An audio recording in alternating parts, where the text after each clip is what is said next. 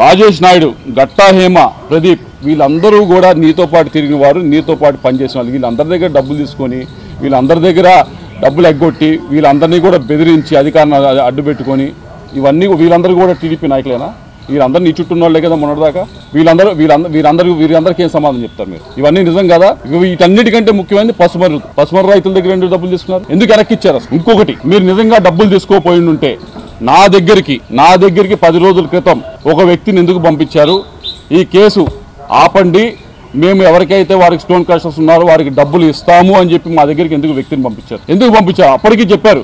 ఆ మధ్యవర్తిని పంపించి చెప్పడం కూడా ఏం చెప్పారంటే, మేము గుంటూరులో కౌన్సిలర్ ఉన్నాడు, ఆ వ్యక్తి దగ్గర దుర్గారావు అనే కౌన్సిలర్ ఎవరు ఉన్నారు, ఆ వ్యక్తి దగ్గర మేము ఇవ్వాల్సిన డబ్బులు మేము పెడతాము, ఈ కేసు వెనక్కి తీసుకోండి, తీసుకుంటే గనక మేము ఈ డబ్బులు ఇచ్చేస్తామని చెప్పి. మరి మీరు తప్పు చేయనప్పుడు ఇవన్నీ ఎందుకు చేశారు? ఇది చేయలేదని చెప్పండి. మీరు మనిషిని పంపించలేదు, మధ్యవర్తిని పంపించలేదని చెప్పండి. ఇవన్నీ ఒక తప్పు తర్వాత మీరు చేసి దానిపైన వాళ్ళు స్టోన్ క్రషర్స్ వాళ్ళు వెళ్ళారు, పోలీసులు కేసు పెట్టారు, దాన్ని ముందుకు తీసుకెళ్తా ఉన్నారు.